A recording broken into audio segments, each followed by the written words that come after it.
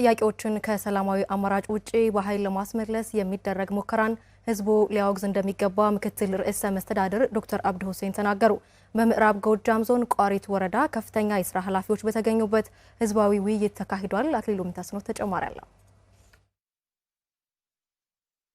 መፍትሄ ማግኘት እንፈልጋለን። እኛ ጦርነት አንፈልግም። እርቅ ነው የምንፈልግ፣ ሰላም ነው የምንፈልግ። እነዚህ ድምጾች በምስራቅና ምዕራብ ጎጃም የተለያዩ አካባቢዎች በተደረጉ መድረኮች በተደጋጋሚ የተሰሙ የሰላም ይስፈንልን ጥያቄዎች ናቸው። በምዕራብ ጎጃም ዞን ቋሪት ወረዳ በተደረገው የህዝብ መድረክም ነዋሪዎቹ የተራዘመ ጦርነት ጉዳት አድርሶብናል፣ ሰላማችን ይመለስ ብለዋል። መፍትሄ ማግኘት እንፈልጋለን። እኛ ጦርነት አንፈልግም። እኛ ምንፈልግ መስመር፣ እኛ ምንፈልግ ማዳበሪያ። በእርግጥ ችግሩ ችግር ነበር፣ ያላበደ የለም ነበር። አሁን ግን ሲታይ እብደቱ ክሳራ ሆኖ ነው የተገኘ። እርቅ ነው የምንፈልግ፣ ሰላም ነው የምንፈልግ። እንደዚሁ የሚዳሰሰን ሰው ነው የምንፈልግ። ጎዳናው ይሰራ፣ ሐኪም ቤታችን ይሰራ። ሰላሙን መጀመሪያ እነሱና መንግስት የሚታረቅበትን ነገር ይፈጠር። ከዚያ ውጭ ሁሉ በእጃችን ነው።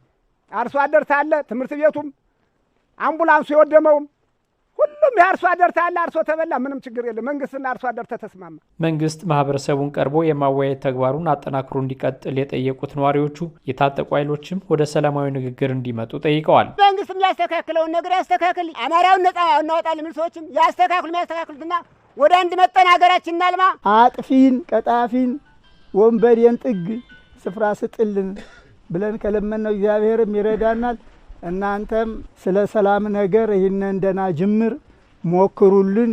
ጫካ ያወጡ ወንድሞቻችን እንዴት እንመልሳቸው በሚለው መንገድ ቀጣይ ትኩረት ተሰጥቶ ቢሰራልን እንጂ አሁን ላይም ቢሆን እንደ ወረዳችን እጅግ በጣም ችግር ውስጥ ያለን መሆኑን መገንዘብ አስፈላጊ ነው የሚል ነገር አለኝ። የምዕራብ ጎጃም ዞን አስተዳዳሪ እድሜ ያለማንተነህ የቋሪት ህዝብ በሰላም እጦት ያሳለፈው ጊዜ ይበቃል፣ ከመንግስት ጋር በመተባበር ለአስተማማኝ ሰላም በጋራ ልንሰራ ይገባል ብለዋል።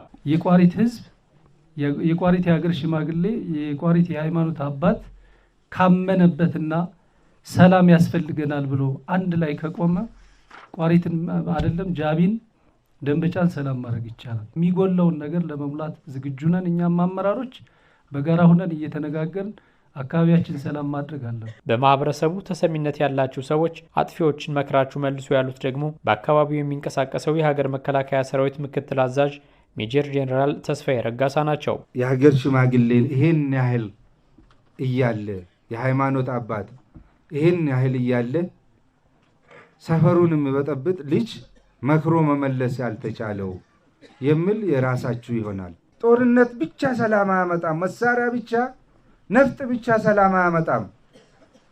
ምክር ነው፣ ንግግር ነው፣ ስምምነት ነው የሚያመጣ ሰላም።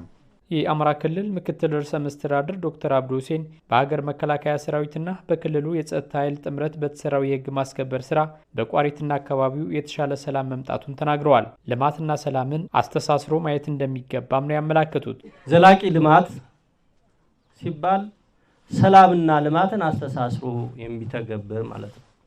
ሰላምን ለልማት እንደ ቅድመ ሁኔታ፣ ልማት ለሰላም ዋስትና አድርጎ መስራት ላይ ትኩረት ማድረግ ያስፈልጋል። ፍላጎትን ከሀሳብ የበላይነት ውጪ በኃይል ማሳካት እንደማይቻል የተናገሩት ምክትል ርዕሰ መስተዳድሩ ለዘላቂ ሰላም ልትሰሩ ይገባል ብለዋል። ለነገ ልጆቻችሁ፣ ለነገ የቋሪት ብልጽግናና እድገት ዛሬ መሰረት እየጣላችሁ መሆኑን አውቃችሁ ከነበራችሁበት መደነጋገር ወጣችሁ ለሰላም እና ለብልጽግና እንድትሰሩ በዚህ አጋጣሚ ጥሬን ማስተላለፍ እፈልጋለሁ።